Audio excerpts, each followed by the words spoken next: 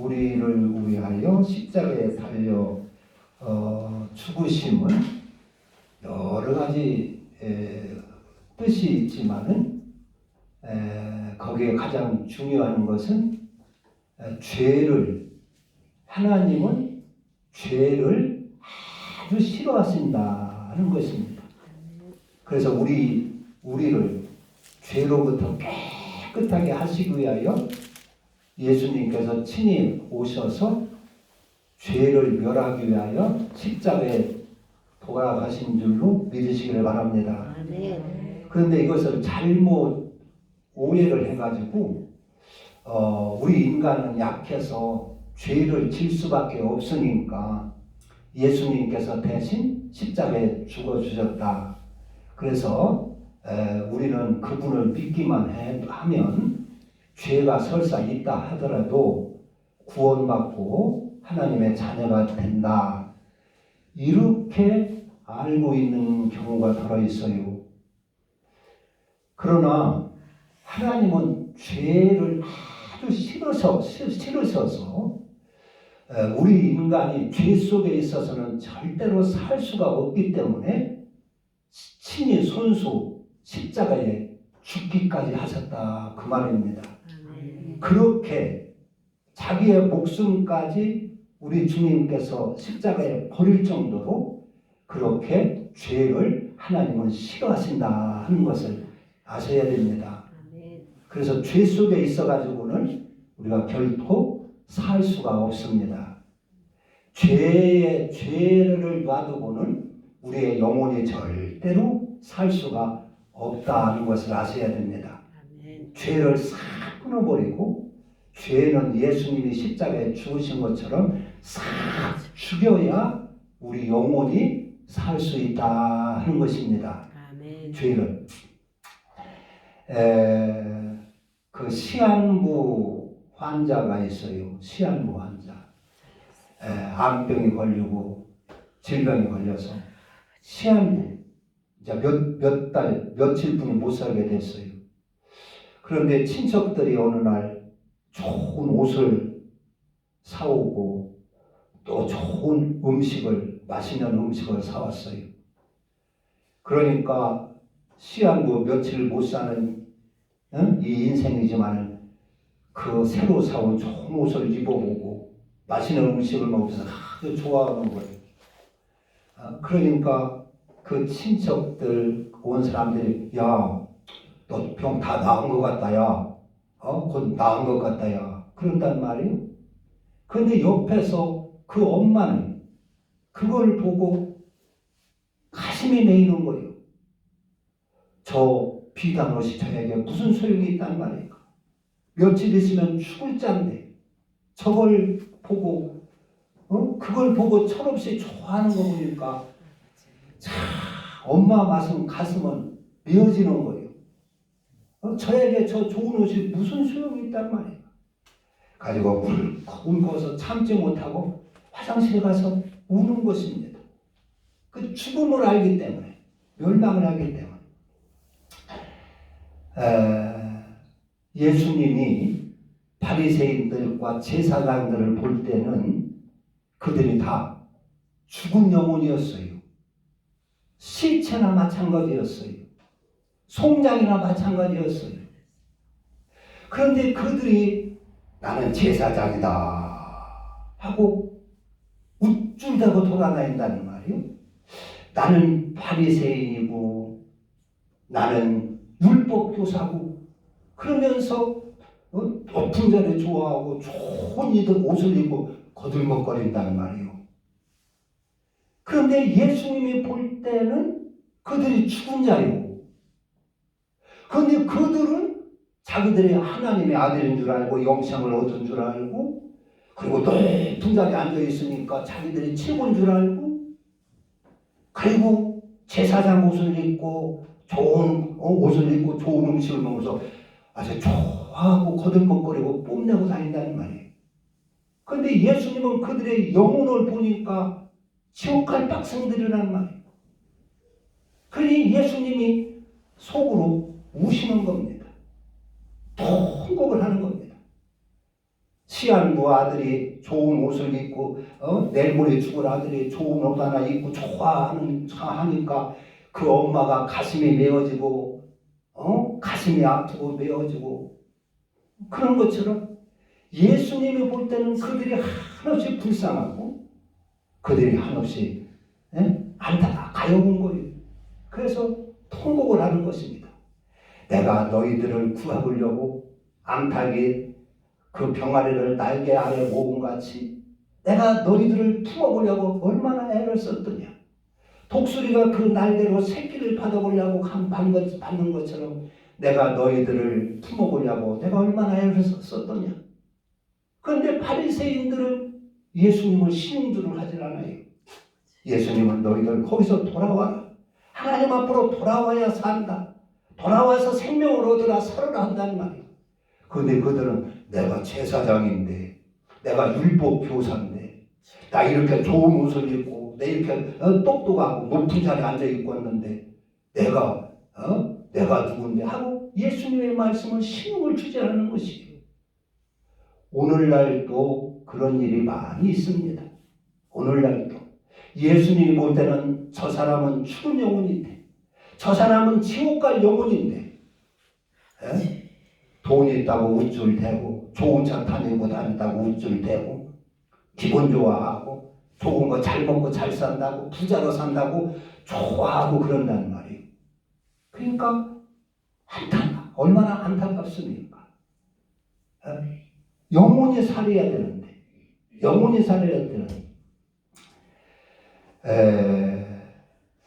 그 영혼이 어떻게 사냐?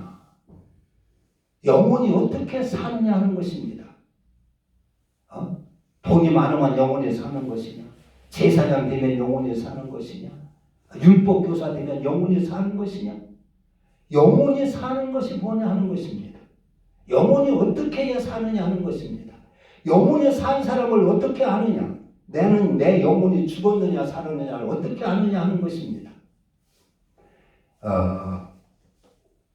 오늘 영혼은 속죄를 통해서 삽니다. 영혼은 스스로 깨닫고 돌아서야 살 수 있습니다. 어거지로는 살 수가 없습니다. 우리 영혼은 죄를 다 죽여야 살 수 있습니다. 그것은 누가 죽여주지를 않습니다. 내가 죽여야 되는 것입니다. 죄 속에서는 독약이 잘못해서 독약을 먹었으면 그 독약 기운을 다 빼야 살지요. 다 뽑아내야 사는 것입니다. 그런 것처럼 우리 인간의 영혼은 죄를 다 뽑아내야 사는 것입니다. 예수님께서 나를 위해 대신 십자가에 죽어주셨으니까 나는 그분을 믿기만 하면 산다. 죄가 있어도 상관없다. 내 속에 썩을 것이 있어도 상관없다. 그렇게 생각하면 안 되는 것입니다. 그러면 그 영혼은 살 수가 없는 것입니다.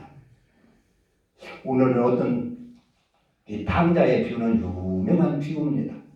여기에 누가복음 15장의 세 가지 비유는 다 같은 주제입니다. 이런 양의 비유는 마태복음에 한번 나와 있고 이런 드라크마나 탕자의 비유는 누가복음에 분이 없습니다. 이 탕자의 비유는 제일 많이 들었을 것 같아요. 어떤 부자에게 두 아들이 있었어요. 두 아들이. 그런데 어느 날 둘째 아들이 아버지 앞에 와서 아버지 나에게 돌아올 분깃을 주세요. 그러는 거예요. 그 아버지가 돌아가서야 그 재산을 나눠 갖고 형제들을 나눠 갖고 이렇게 상속받고 하는 것인데 아니 둘째 아들이 아버지 돌아가시지도 않는데 자기 분깃을 달라고 하는 거예요. 부모가 준다고 하더라도 아버지 뭐요? 그냥 아버지 밑에다 저 살고 있으면 되지요. 이렇게 나와야 할 것인데 아버지 내 분깃 주시오.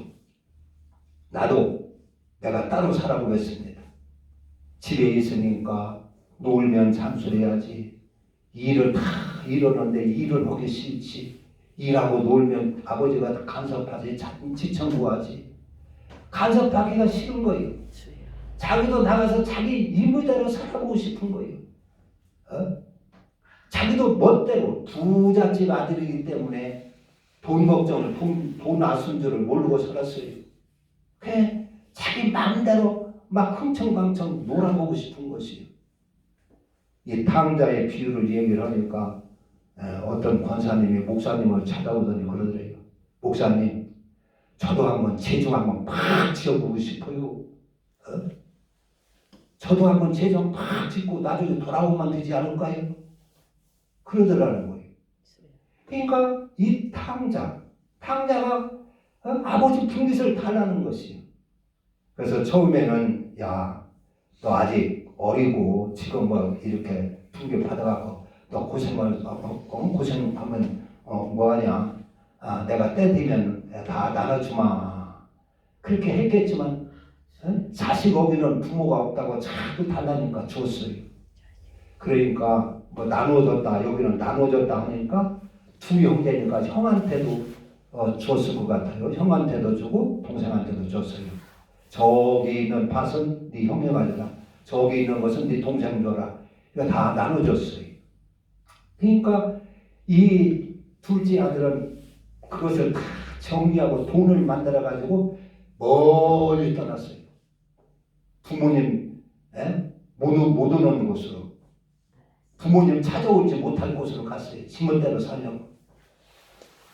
어떤 부모님은 두 아들이 있는데 아파트에 사는데 큰아들 그 둘째 아들의 아파트 문의 비밀번호가 아버지 집의 비밀번호랑 똑같아요. 왜 그러냐면은 엄마 아버지가 오셔가지고 그 번호를 못 찾으실까 봐서 똑같은 번호로 비밀번호를 했대요. 그러니까 큰아들도 자기 집 아파트 문 비밀번호를 엄마네 집 비밀번호하고 똑같이 하더래요. 그러니까 엄마가 잊어버릴까봐, 비밀번호를 잊어버릴까봐.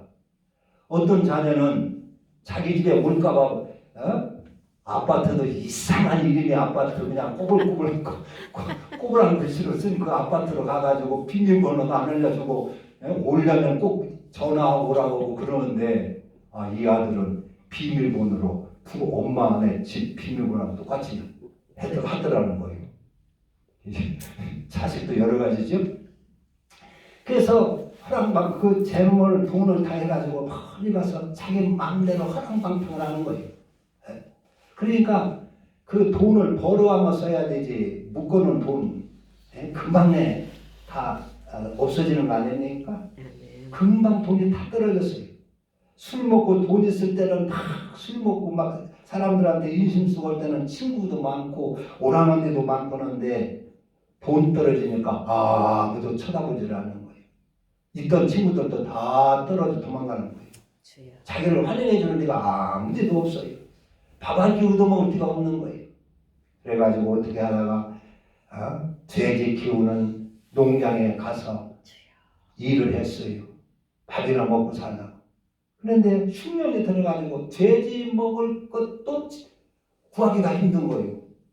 그래서 배가 쫄쫄 굶고 돼지 먹는 쥐 없는 거를 이렇게 먹으면 주인이 와서 야 이놈아 너 그거 왜 먹어? 이 가뭄 땅에 돼지는 못 먹으라고.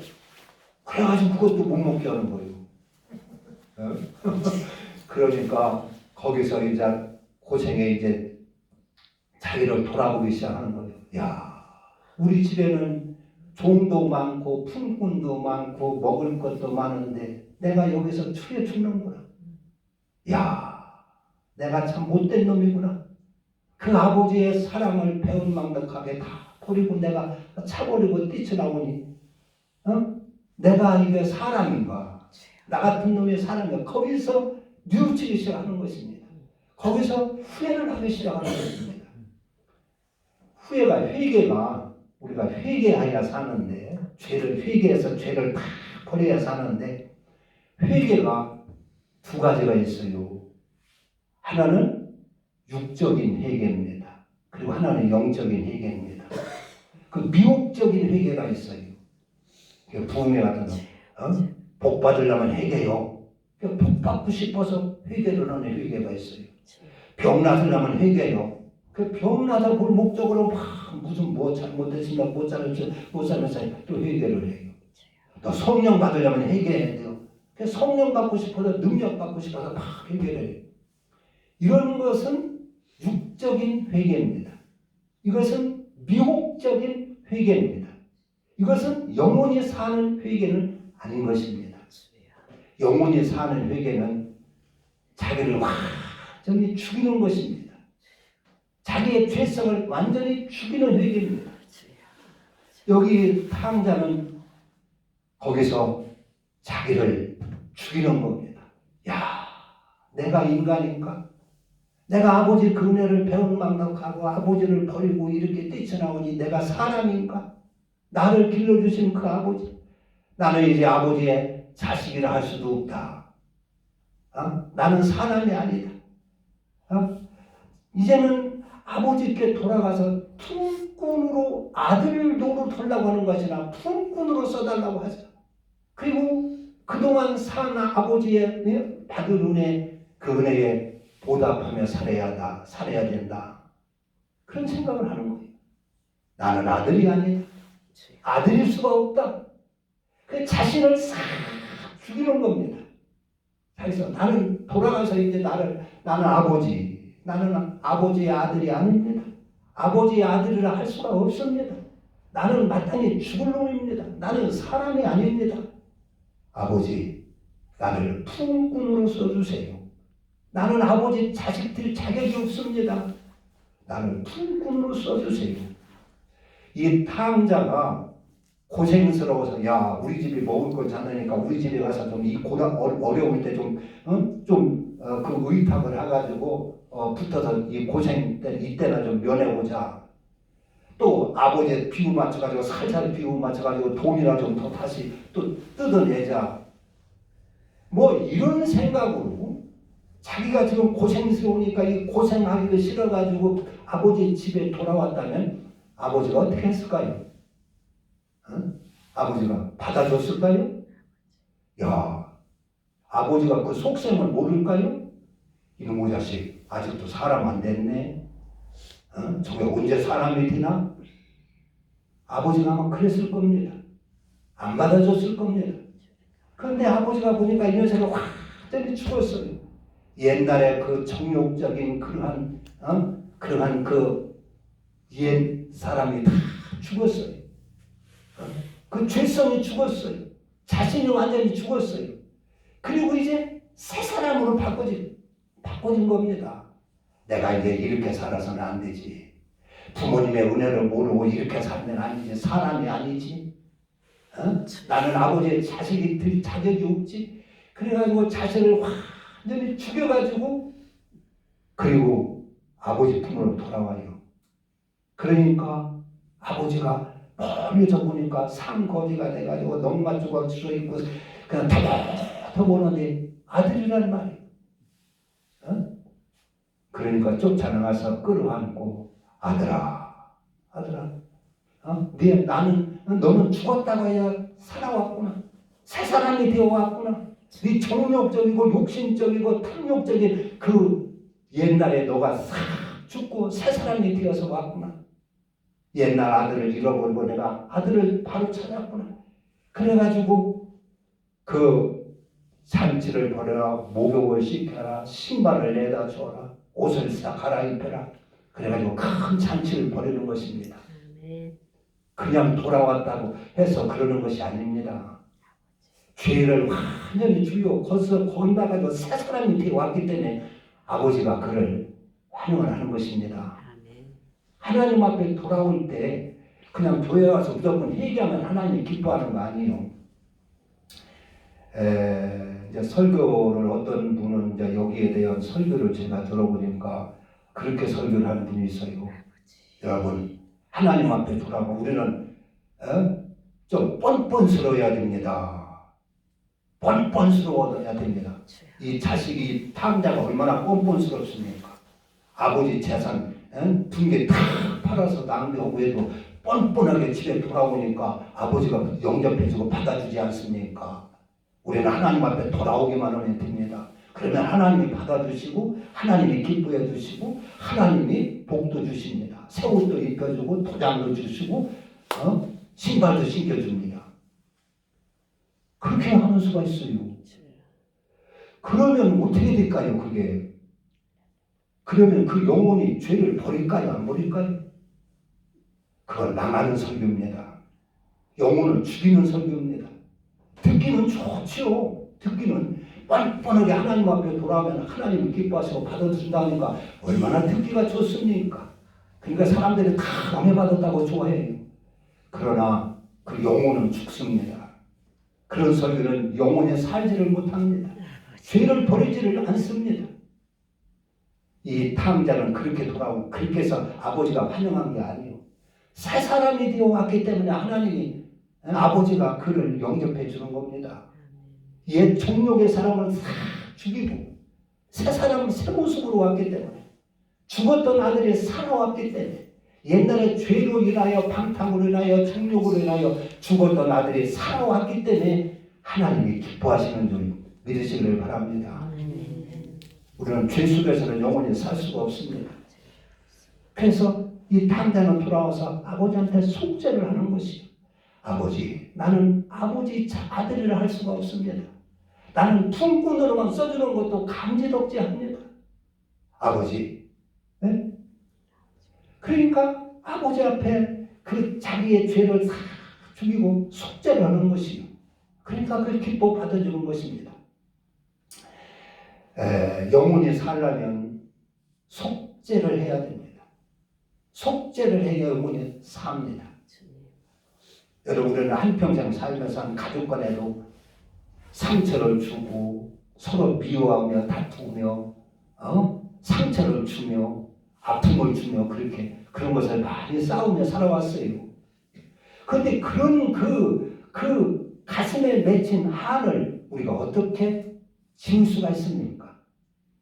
어떻게 그것을 예수님이 십자가에 달려 죽을 때 휘장이 찢어진 것처럼 휘장이 찢어져서 하나님과 열린 것처럼 어떻게 내가 한평생 살아오면서 내 옆사람에게 내 아내에게 내 남편에게 내 형제에게 가슴 맺히게 한 그런 것들을 어떻게 풀어내느냐 하는 것입니다. 그것을 풀어내는 것이 하나님과의 장벽을 여는 것입니다. 그건 놔두고는 하나님과 열리지를 않는 것입니다. 그것을 어떻게 뭘로 풀어요? 속죄로 푸는 것입니다. 속죄. 속죄가 아니고는 그걸 풀 수가 없는 것이요. 우리가 형제지간에 싸우면 그래요. 너 형한테 잘못했다고요. 아우고 그럽니다. 너 형한테 잘못했다고. 그러니까 속죄하라 그런 얘기입니다. 그래야 화목할 수 있다는 것입니다. 너 그렇게 잘못해도 괜찮아. 그냥 살아. 그럴 부모가 어디 있습니까? 네 형한테 잘못했다고 하라. 네 동생 용서해라. 그래 속죄. 이 속죄는 우리 인간에게만 영혼이 있는 우리 인간에게만 하나님이 주신 복입니다. 저는 짐승들에게는 속죄의 은혜가 없어요. 속죄하라고 하지를 않아요. 우리 사람에게만 속죄가 있습니다. 내가 아내를 얻어가지고 식모전화 보내고 승질 부리고 내 마음에 안 든다고 막 구박하고 해서 아내의 가슴에 한이 맺혔어요. 그것을 어떻게 풀어내는 것입니까? 하나님 앞에서 하나님 내 아내 속속인 거 용서해 주세요. 내가 한번 구박한 거 용서해 주세요. 그런다고 용서됩니까? 그 탐이 그것이 허물어집니까? 하나님 용서해 준 줄 믿습니다. 그런다고 그게 다 없어집니까? 속죄를 해야 하는 것입니다. 무릎을 꿇고 속죄를 해야 하는 것입니다. 여보, 내가 너무 잘못했어. 당신 너무 고생시켰어. 못난 나한테 시집와가지고 얼마나 고생 많이 했어. 내가 잘못했어. 속죄를 할 때 그 가슴의 한이 와르르 무너지는 줄로 믿습니다. 그것이 하나님의 진노가 허물어지는 것입니다. 그게 그렇게 해서 영혼이 사는 것입니다. 속죄를 해가지고 영혼이 사는 것입니다. 그래서 죄가 용서받게 되는 것입니다. 그렇지 않고는 그 돈 갖다 준다고 그게 저 한이 풀립니까? 어? 무슨 종을 못 사준다고 한이 풀립니까? 안 풀려요. 속죄를 해야 하는 것입니다. 탕자가 와서 아버지 앞에 속죄하는 거죠. 그래서 우리 주님께서 그랬어요. 너희가 예배드리러 와서 교회에 예물을 드리다가 형제한테 원망 들을 일이 생각나거든. 제단에 돈을 예물을 놔두고 먼저 가서 속죄하고 와라. 화해하고 와라. 그 원망을 다 풀고 와라. 그리고 와서 예물을 드리라 그랬어요. 그게 하나님 우리 영혼이 사는 길입니다. 그렇게 해야 내 죄성이 풀려집니다. 속죄를 해야. 왜 속죄를 못합니까? 우리 죄성 때문에 속죄를 못하는 것입니다.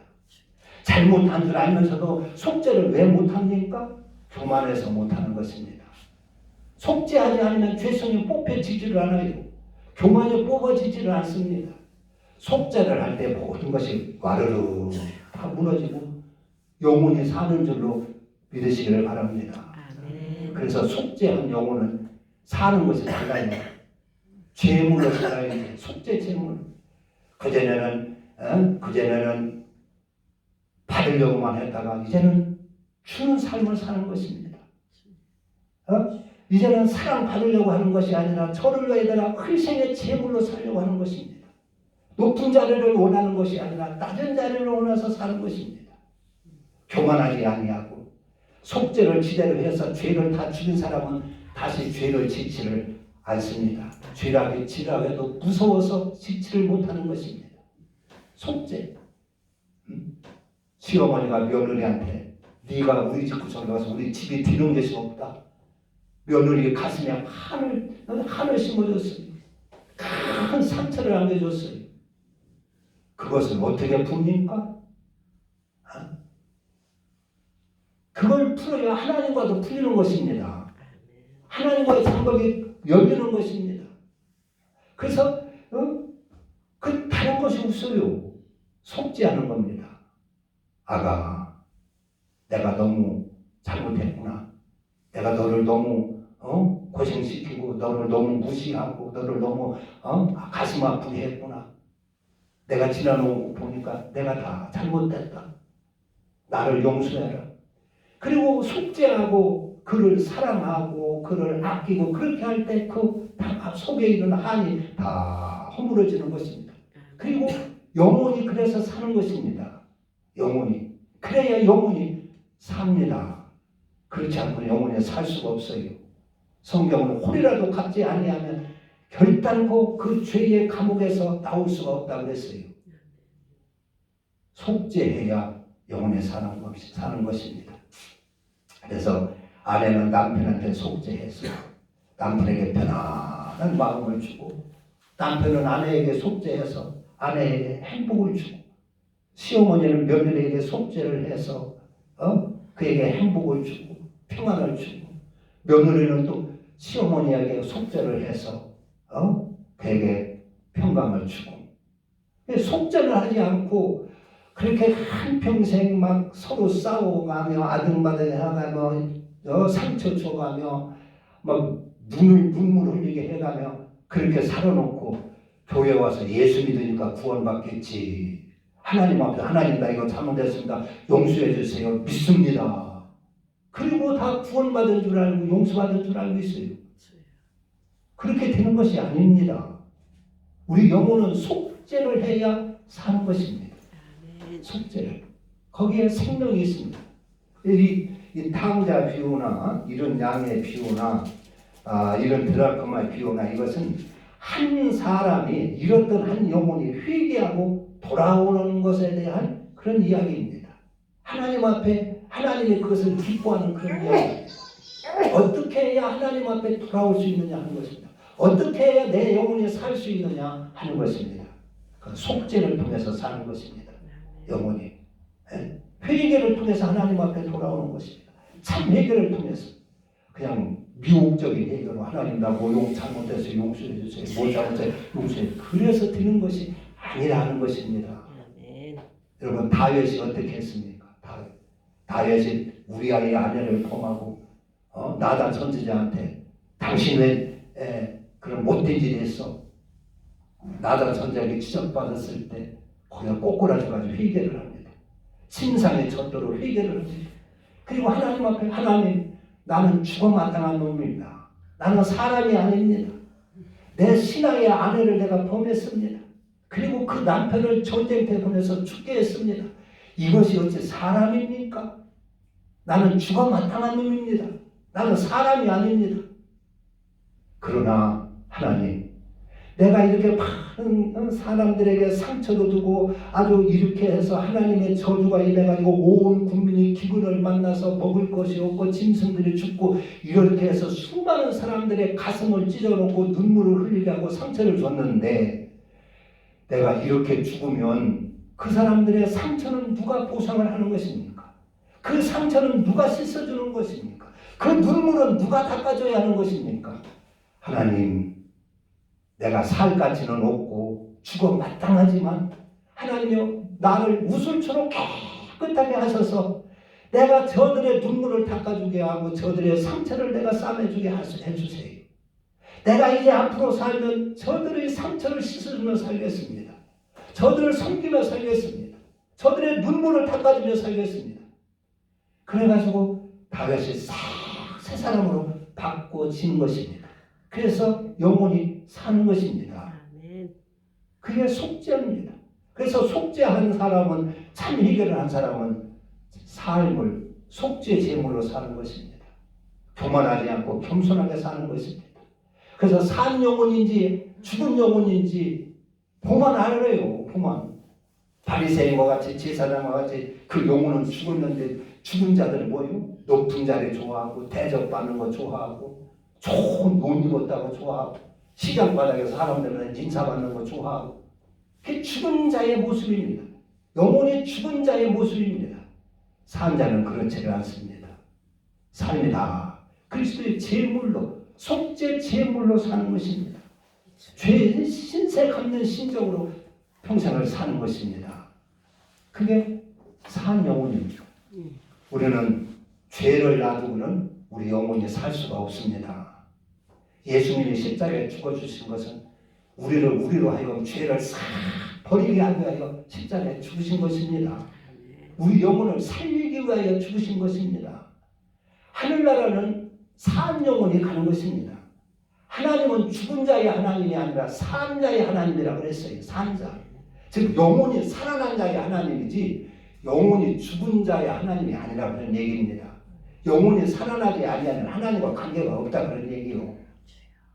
하나님은 산 자의 하나님이시다. 우리 영혼이 사는 것은 속죄를 통해서 사는 것입니다. 우리가 교만하기 때문에 속죄를 못하는 것입니다. 짐승이나 속죄를 못하지요. 하나님은 우리에게 큰 은총으로 속죄의 법을 주셨어요. 속죄 제사의 법을 주셨어요. 여기 탕자는 자기를 온전히 죽이고 이렇게 새 사람으로 돌아오니까 하나님께서 그에게 그를 영접하고 그에게 좋은 옷을 내다 입히고 신발을 신기고 가락지를 끼우고 그렇게 하시는 것입니다. 우리가 참으로 하나님 앞에 참으로 회개하고 이렇게 참으로 돌아서 하나님 앞에 와 보세요. 하나님이 여러분들을 그렇게 영접해 줍니다. 하나님이 기뻐하십니다. 하나님의 새 옷을 입혀주십니다. 가락지를 주십니다. 신발을 신겨주십니다. 자녀의 권을 회복시켜 주시는 것입니다. 그냥 미혹적으로 육적인 얘기가 그냥 뭐 잘못해서 저게 속에 죄성은 하나도 안 죽는데 욕심이 그대로 있고 미움, 시기, 질투가 그대로 있고 교만이 그대로 있고 있는데 하나님과 잘못했습니다. 한다고 하나님이 받아주는 것이 아니라 그런 얘기입니다. 탕자처럼 자기를 완전히 종이 속죄소를 통과해서 하나님 앞에 참 속죄를 해야 되는 줄로 믿습니다. 기도합니다.